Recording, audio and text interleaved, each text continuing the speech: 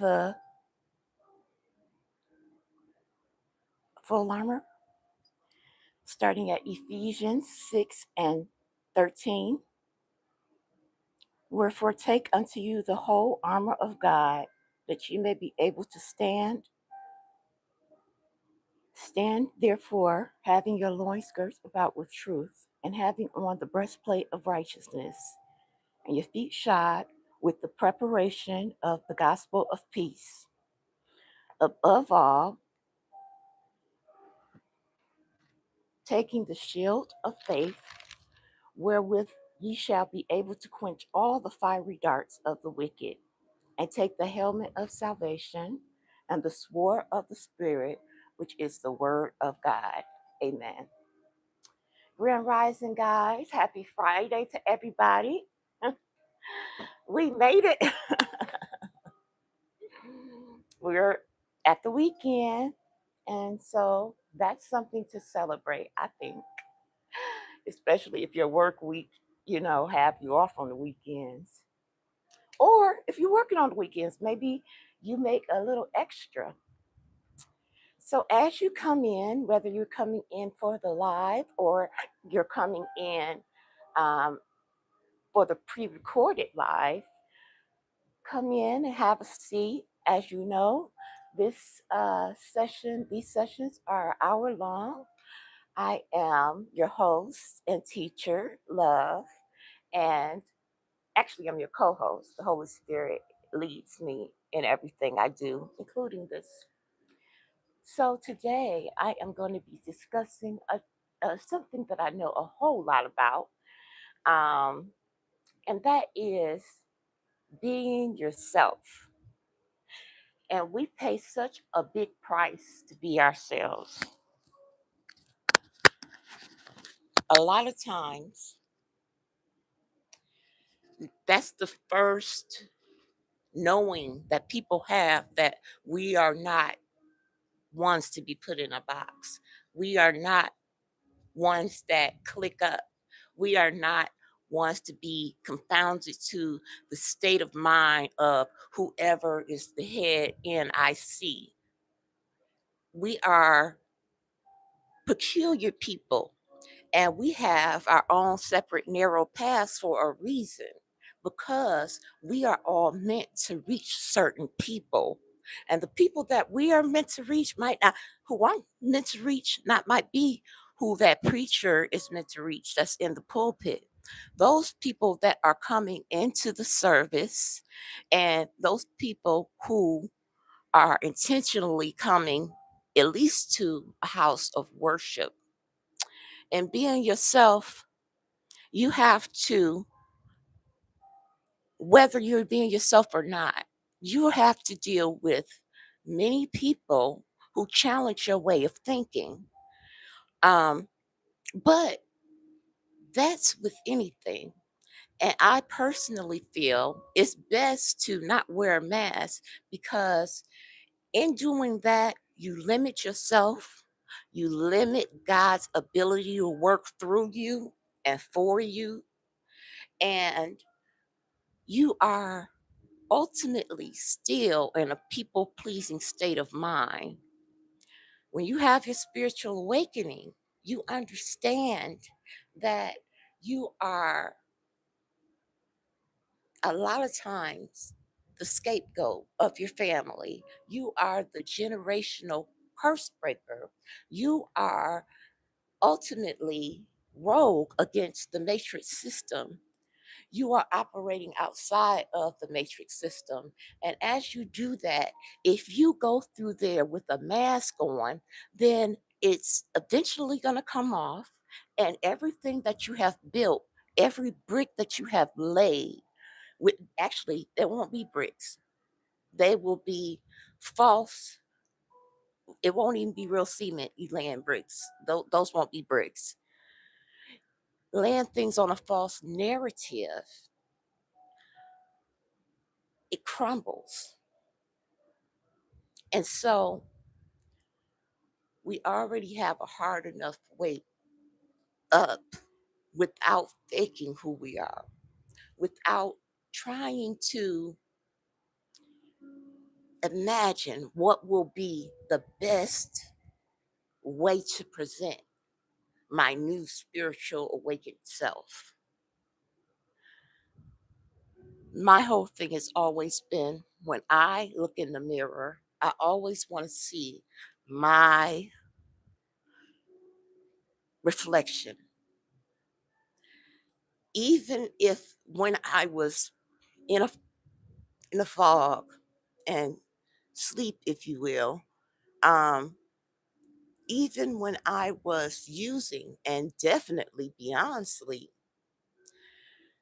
there was still things where I crossed the line based on not wanting to go against myself so hard that I could not look myself in the mirror. Now, yes, there were a lot of things I did that I wouldn't do sober, and that's to be expected. But there is some things that come up that make you sober, that hits your system so hard, it sober you up real quick. And those type of things I would not do. And people come and people go. The people that sit and feel like they can judge or um, are in a position where they can pull you back because you're not who they want you to be. You don't present yourself as what they feel is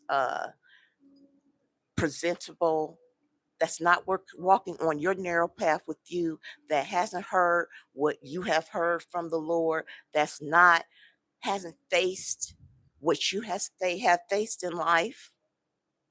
There is a saying: never let someone who hasn't worn your shoes tell you how to walk in them. And we all have to come to a point in our lives where we buck against the box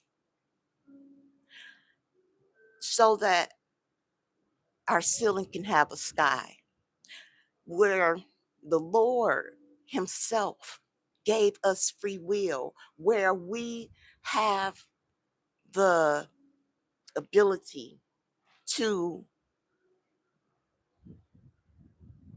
decide who we're going to be. If we're going to be on the fence, are we going to be on the our narrow path, or are we going to be on the losing team, on the enemy side? I only fear one judge, and I only um, bow down to one God. And I'm me all day, all night. And I'm not going to change who I am based on people who don't even know me or don't affect my life one way or another. Um, People put so much into titles. People put so much into likes. People put so much into the algorithm that they come out of their rhythm. Well, somebody like me, I don't have nothing to lose because it's very obvious that when you are trying to operate within a certain um, way of being, that you're only shortening yourself. You're only going to be coming up short yourself. You can still get the message out that the Lord will have you to get out. And when you getting that message out, you can operate it within the confines of what you know for what a messenger looks like. But until you release it from your mouth, from your being, from who you are not truly on your narrow path. You are not truly functioning in a healed self, a body that you can be comfortable in, you have not truly accepted who you are. And if nobody else accepts you for who you are, you got to accept you for who you are. And it's so hard to really cast every care aside that sometimes we do it little by little by little because we are just getting to know ourselves all over again, our new selves. We're just getting to know our new selves. We we come we bloom like a rose. And I say a rose because something so hard, the stem of a rose, so hard and brittle, and even sometimes have thorns. It comes from such a very limited space. And then as it blooms, it's so fragile and so beautiful because it is God's making. It's been nurtured to the point where it can blossom. And that's what we do while we healing.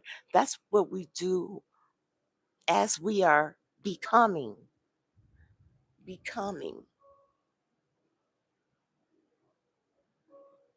And as the Lord says that he is a tree and we are the branches, and from the tree and from the branches, we are a part of. We are a part of the.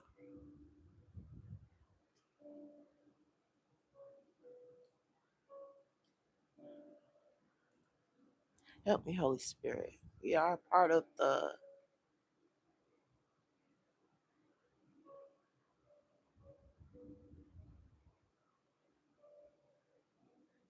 original creation. We are a part of the original creation.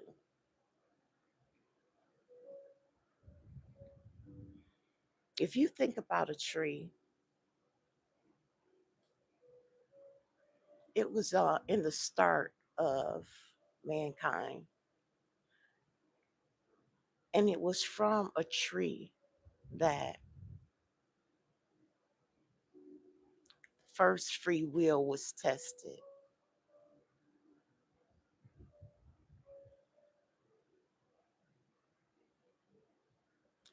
And it's from a tree that we get shade, we get our fruit, we can build, from building furniture to building um, canoes and things to get us across the ocean.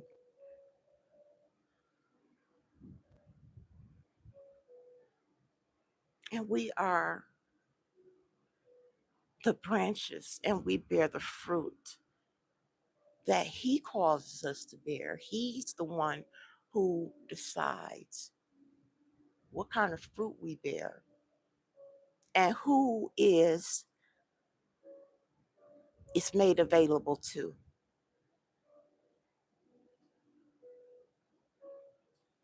There's certain trees that has certain fruit coming out over in Africa, like coconut trees, or that we don't have here in America. That's not meant for us. It's not meant for us unless it's like sold to us. Maybe we have it here in America, but it's not readily available in a lot of areas, I should say. Just like the peach tree that I keep saying that I love peach trees. Just like the peach tree is known in certain areas. And they even call like Georgia is the peach state. And whenever you visit a relative, you'd be like, here, I brought you some peaches from Georgia. And Let me take this light away. I haven't moved my thing yet, right? I still want that in there. And we and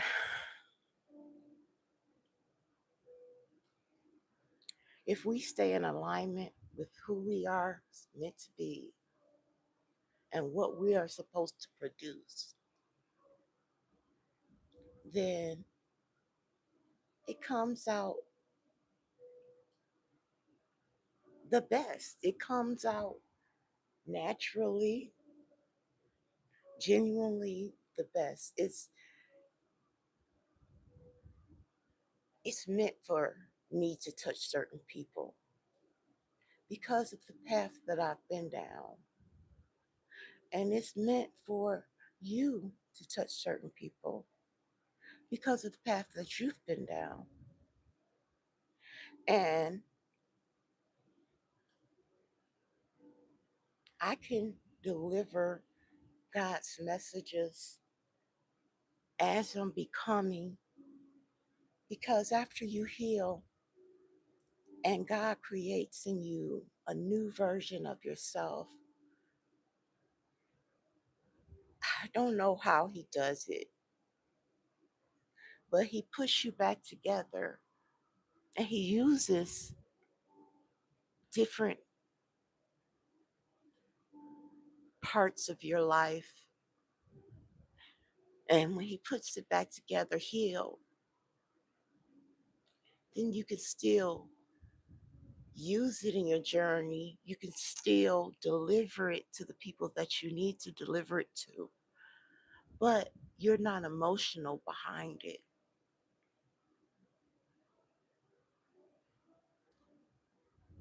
It's there, like filed away, not like in your emotional file cabinet, but in your knowledge file cabinet.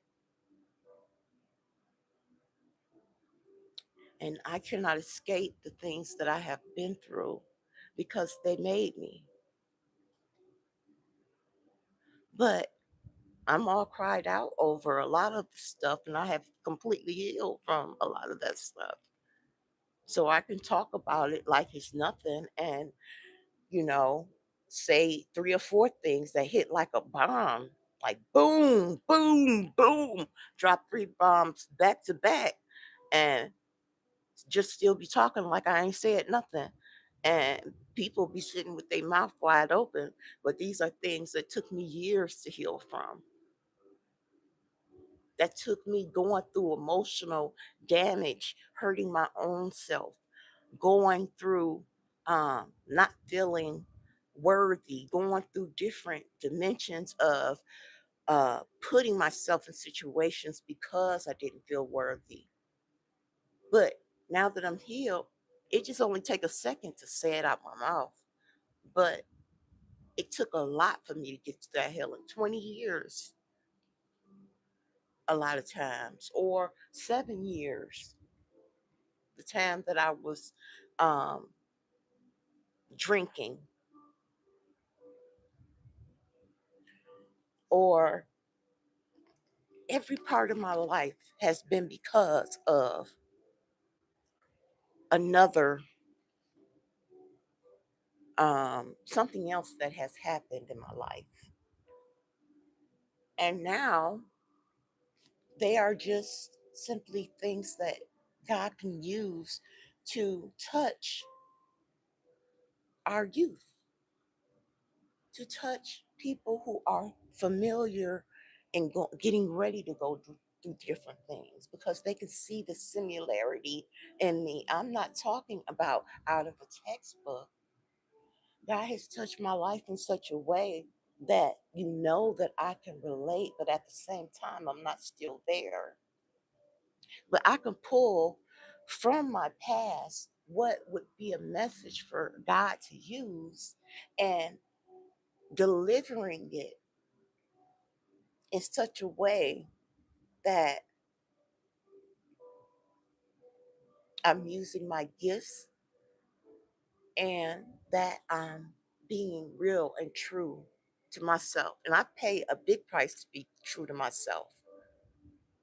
There was a lot of cliques that I didn't go along with to be myself that has made me pay the price for not going along with them. I have, for my spiritual awakening and for God and for the sake of being true to who I am and true to my path, I have lost everybody. Well, they have lost me. And except my son, and but God is truly my best friend. He's the only one I talk to. My phone don't ring. If my phone ring, it's because I know exactly who is calling. Be like, oh, okay, well, the doctor's calling me. They said they would call me when my blood work today.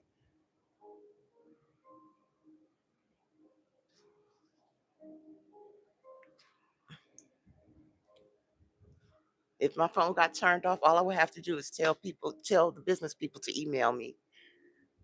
I don't need my phone outside of I don't really need my phone outside of what I do on it. This I don't talk to nobody.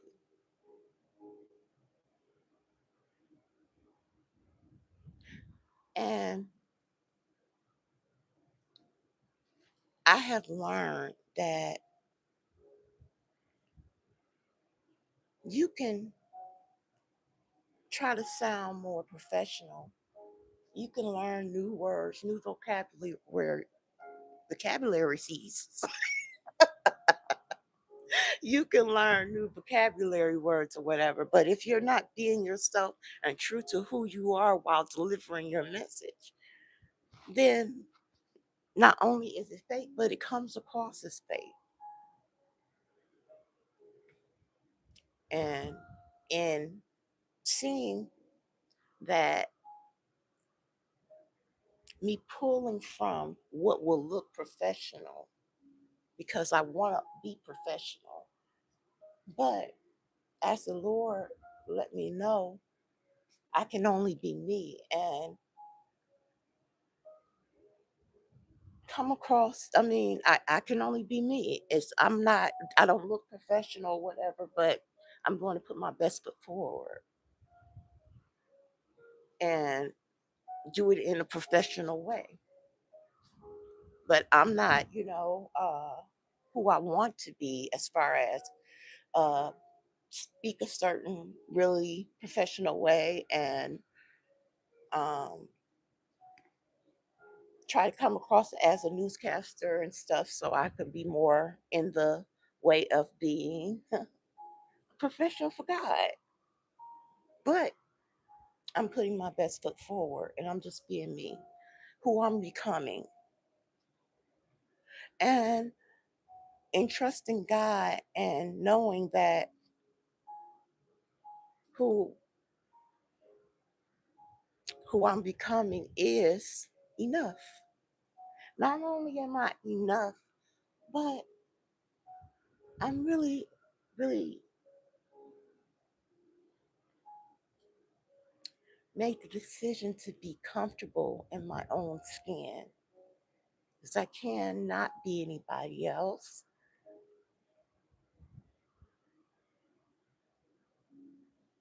And I cannot truly reach who I'm supposed to reach unless I am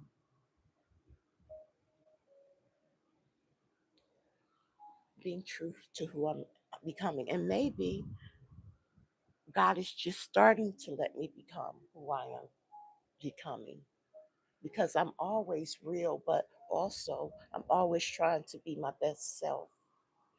I'm always trying to be the best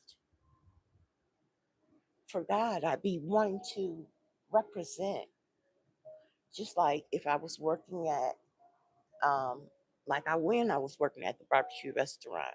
They made the position of hostess for me. They didn't even have a hostess booth. They made that position just for me because they said I was a bad waitress because I kept checking on customers too soon and It was aggravating the customers, but they didn't want to let me go. And then I was messing up orders, but they didn't want to let me go. So therefore, they made a position for me. They said they wanted me to be at the front door. And the other manager was like, "What are you doing? We don't even have a hostess booth." She was like, "We're going to get a booth and put it at the front door." And I was the first person people saw when they came in. So I wanted to represent the business in such a way that it represent them well. So even when somebody had a problem and they would come to me as opposed to go to their waitress, I didn't say, "Well, your waitress is right there." I would handle their problem. And then sometimes I would even give them a free certificate to come back, $5 off, or, make sure you come back on a free child's day. And then here you get $20 off if you have two people. Or, I make them feel really good about their experience. And so, in that, of course, I would do God's business even better.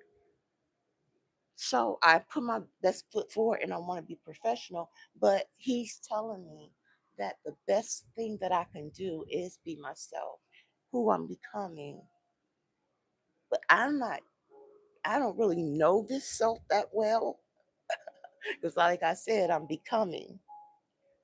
And there's certain things that I learned as I was growing up, certain ways to operate. I don't operate that way with my son.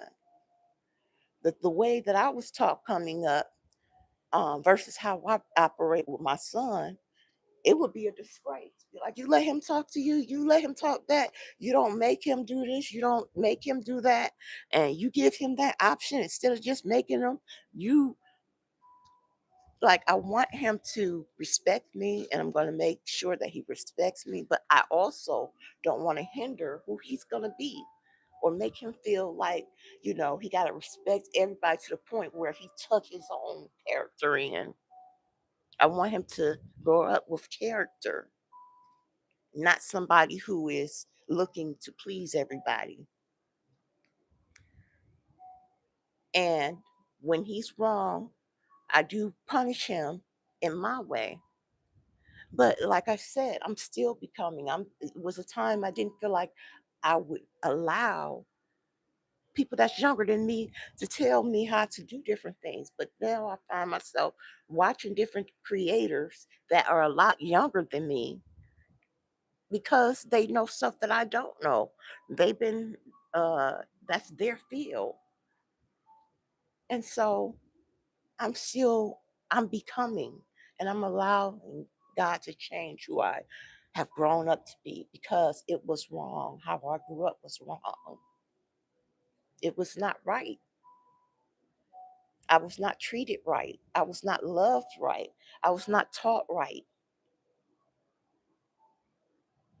And so after healing me, which has been taking took a long time and probably still is doing some things in me, but He has put me back together in such a way I can laugh at a lot of the stuff I went through because I'm like, I can't believe I didn't know that. I knew I seen the signs. I can't believe I didn't put that together. Sometimes I'd be just in the kitchen. A lot of times I'm thinking a lot while I'm in the kitchen. I'll be meditating while I'm doing the dishes or and cleaning while I'm cooking and stuff and sweeping and vacuuming in the living room.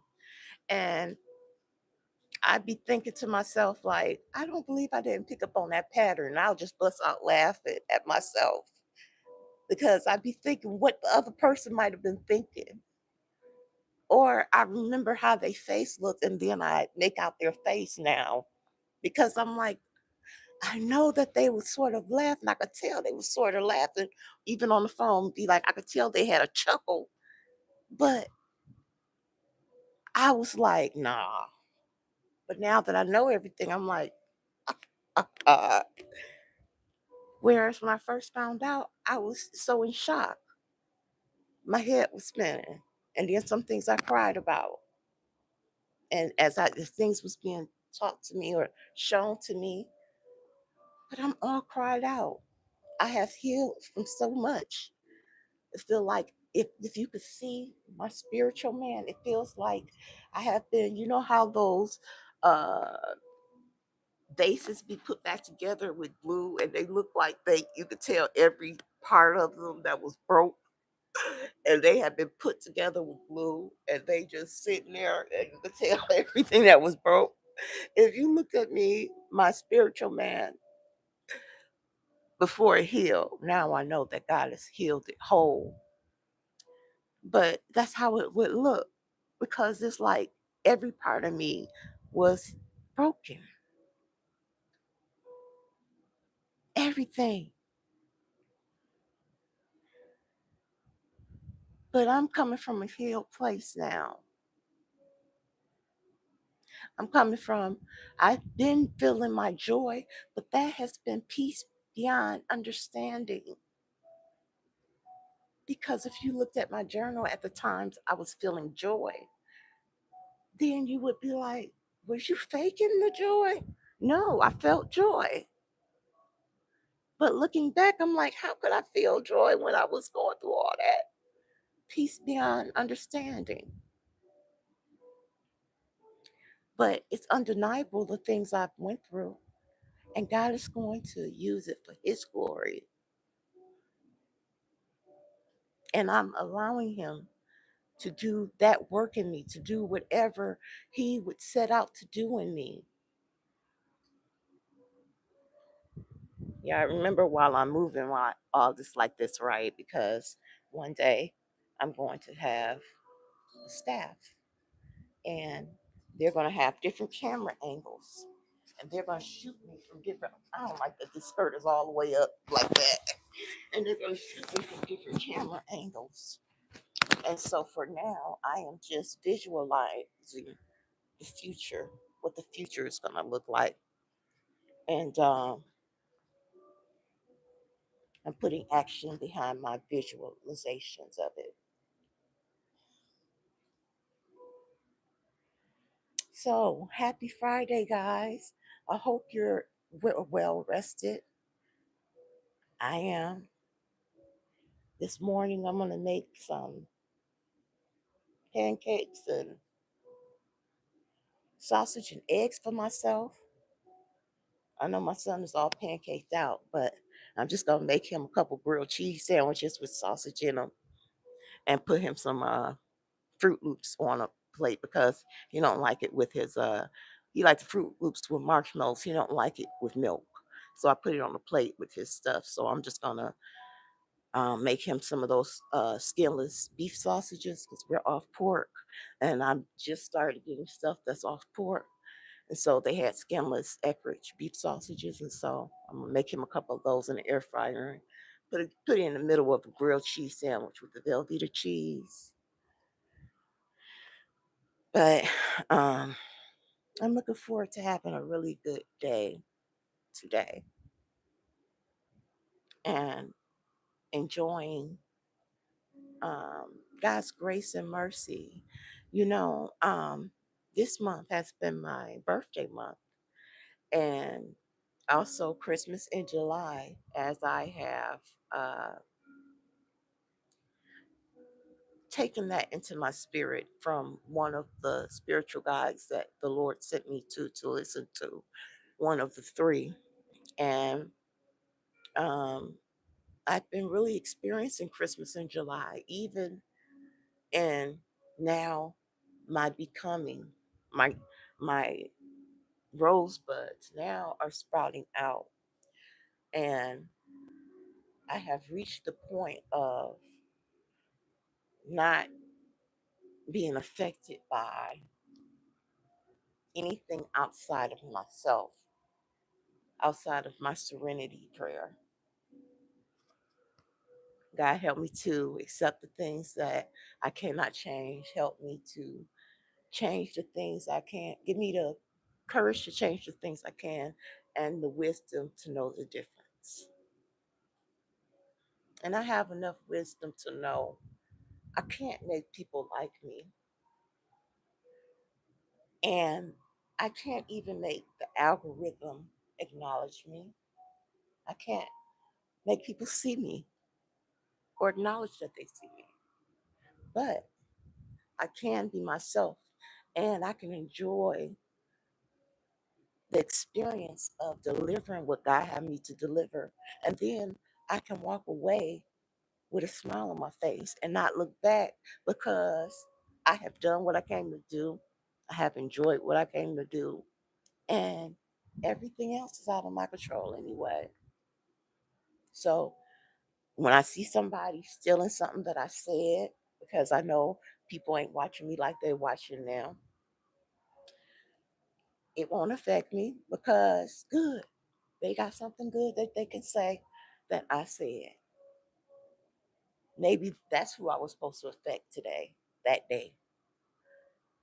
But it's not neither here nor there, because there's been things that I've heard in the past that I'm sure that I've said, because it was put in my um you know I something things I had been exposed to, and the Holy Spirit pulls on the things that I've been exposed to, because I let Him have His way, and while I'm talking, so therefore anything that I've heard might come out of me.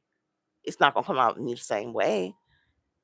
Not probably not the same day. More than likely not the same day, because I don't like that. But He will do what He will, and a lot of stuff I've learned online. So therefore, it's not nothing to be selfish about. The word, the messages, all that is for it to get out. And if it can't get out on my timeline, welcome. How you doing today? If it can't get out on my timeline, then good. It's getting out on somebody else's. And they can affect a lot of people that's meant to be affected. They say it in their way. But not to find things to be aggravated about when life is good. Not to find things to complain about when life is good. And life is good.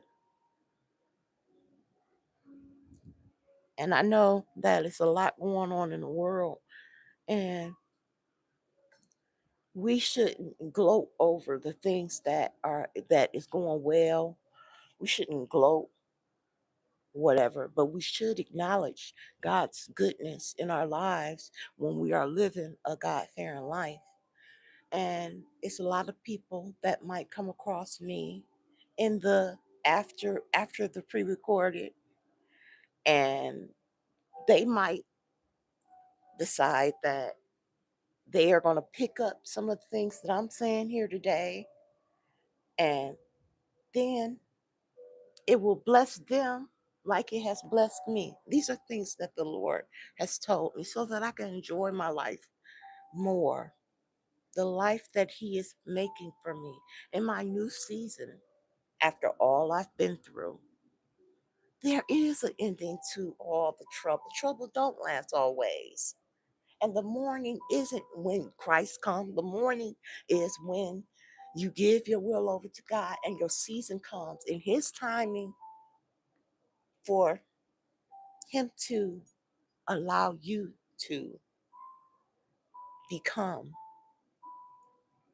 to sprout, to harvest, not the fruits of your labor falling on the ground where your environment is affected. But I'm talking about not the healing process, but I'm talking about the becoming of the new you. That time where the spiritual attacks has ceased enough, where now He can show you the new you that you're becoming, and you can appreciate that inside of your new space, inside of your comfort. You find comfort in the new you. It's not, no, I'm uncomfortable in my body, so therefore people can make me uncomfortable when they show, give me fiery darts. No, when you comfortable in your skin, which I'm becoming, and I'm getting comfortable in my skin, the healed part of me, the healed new me,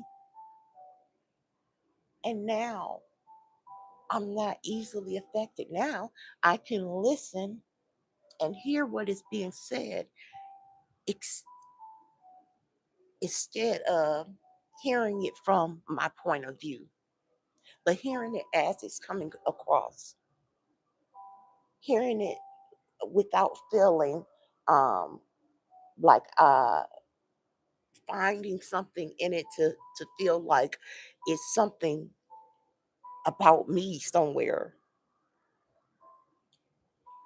And even when things might be trying to hit me or whatever, being non affected, to not moved emotionally past that point, but just really just enjoying becoming, because trouble don't last always. I mean, we're going to go through things in life. It don't just stop because you becoming. But there are different times of rest where you can enjoy something new God is doing in your life. You don't just constantly go through all your life. There are times where you could take a breath and just enjoy something. And this month has been that for me. And I'm really excited about the new opportunities that I'm about to see, and all the money I'm about to make, and all the new followers, new subs, my new team, my loved ones, all of you that are coming in. I really appreciate all of you. And the promise that I'm going to make all of you new subs that's coming in is that I will not be anyone else but myself, authentically me. I will not be afraid of the matrix system. I will speak truth and I will deliver exactly what God will have me to say. And I will do how God will have me to do it. So that's what I'm here to do. And also, I have started back doing TikToks, something I love doing in my spare time.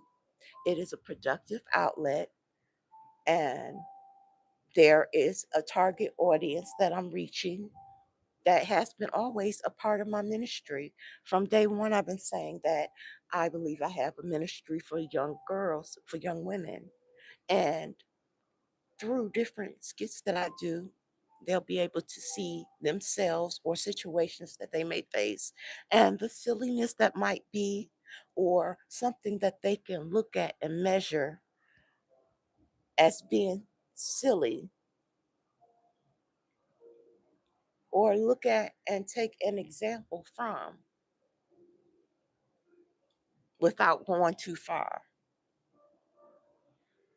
And so that is a target audience. And in the meantime, everything I'm doing, I'm having fun. I'm enjoying myself because I'm being me and I'm feeling comfortable in my skin.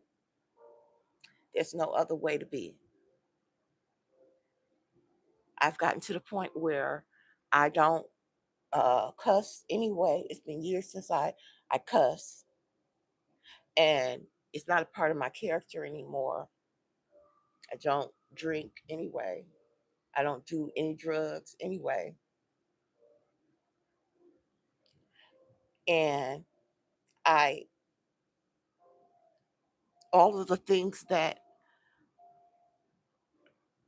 had been a part of my character in this new, I mean, I know that whenever you're an addict, everything is still one day at a time. You cannot ever forget that, because we all, once you have went down that road, it's still like you cannot expose yourself to certain things. You cannot feel like you could take a drink. You cannot, I don't care, the new me, the old me, anything. So all that's still one day at a time anyway. But in the meantime, there are some things that I have healed from, which was a lot of the reason why I was doing a lot of stuff too.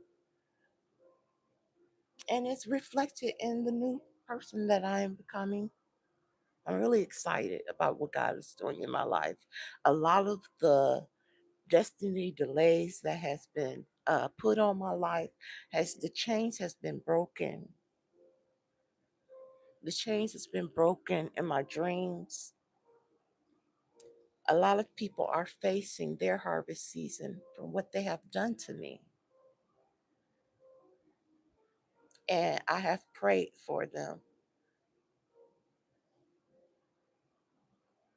And I don't want to see anything bad come to anybody I love. Anything bad. Um, but there, at least the acknowledgement that things has happened and to stop it. Stop, leave me alone. And in that is done.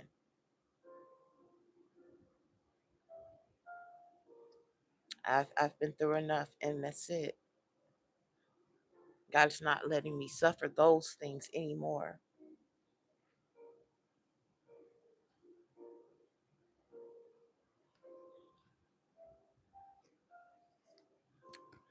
I I was cleaning my room, and you know how when you're cleaning sometimes you find different things, so I was cleaning out the bottom of my closet and finding different things, and I found the cane that I was supposed to that I used one time. But I told you guys I woke up in 2019 and I could not walk. And I could not really walk for about 6 months. I was just doing like this, holding on to stuff. Then I wore weights around my feet to walk. And what happened was my mother had gave me some of these bubble bath things. This here kit where you put the uh, little crystal things in there and the little bubble bath thing, the kit that you get. And it was like a Calgon or something like that. And I had used it New Year's Eve, and I had invited somebody over. And I don't know if they put something in my drink or what, but that night I was like dancing around. It felt like I was like when was dancing, it felt like something had broken my leg. But then it's like, no, I'm not gonna worry about it because I was drinking champagne for New Year's Eve. And so, and since that day, I haven't drank anymore because of what happened. And so that morning when I woke up and went to go get out the bed, I could not walk. My legs felt like noodles. My doctor had prescribed where I get a wheelchair. And around that time, that's when they found the arsenic in my blood, because I always get blood work done at least once every 4 or 5 months because of the medication that I take. And so when I got up, I could not walk. When I went to get out the bed, I like fell. I'm like, oh my God, what is wrong with my legs? Had a hard time getting up. I was low in strength, and I pulled myself up, and I'm like trying to walk and I couldn't. And mind you, I was walking around the airport at that time, walking 7 miles a day. I had got an upstairs apartment so I could jog up and down the stairs when I get my groceries and stuff. I wasn't having my groceries delivered. I go and I would get my groceries, pick up my groceries, and go walk down, pick up my son and everything. That's why I got that apartment upstairs. And I could not walk. And trying to go down the stairs, it was felt like I was gonna fall every time. So I found the cane in there that I was supposed to that I had used one time. Even when we go to the store, my mother be like, "Go sit in the cart." I'd be on the basket like this trying to walk. and I have weights on so it could feel my legs could feel heavier and they could get stronger. But it felt like I couldn't pick up my legs hardly, but I made myself pick up my legs because I was like, I'm not gonna be in no wheelchair. That's a lie. My doctor's like, you're gonna have to uh they had to put this here thing in my back where some kind of stick a needle in my back, which was horrible, terribly painful. They couldn't give me no pain medication for it, and they had to get the something out of my spine in order to see. And around that time, they had did the same blood work that around that time, and they said arsenic was in my system. I said, would that cause me to not walk? It was like it caused a lot of things,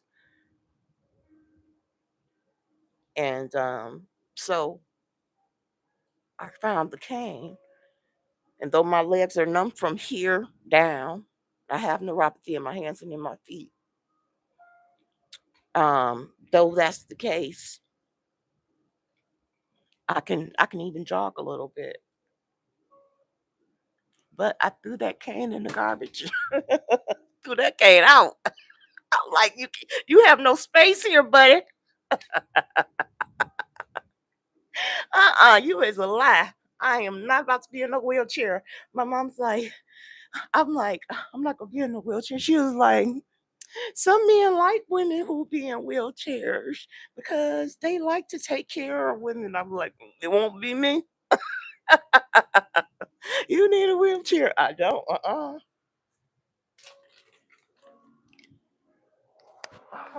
not. And that just goes to show.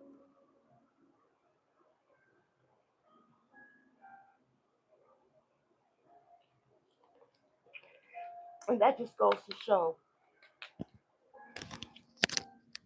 how much faith can do. And I prayed and I prayed and I cried and I prayed. I'm like, Lord, I'll never drink again. I'm like, Lord, I won't have no men in my apartment.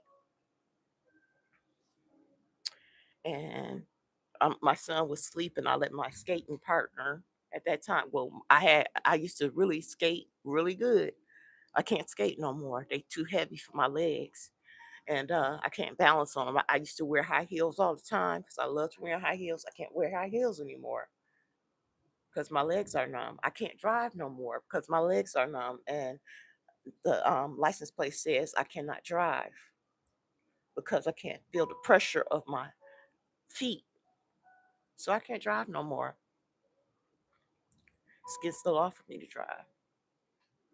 But there's a lot of things I can do. And I even tried to ride the bike, my son's bike, one day. I got a little bit of ways too. But that just goes to show faith and your will. You put your will behind your faith and you trust in God. There's some things that I am not going to accept. I'm like, I'm not going to accept being in a wheelchair.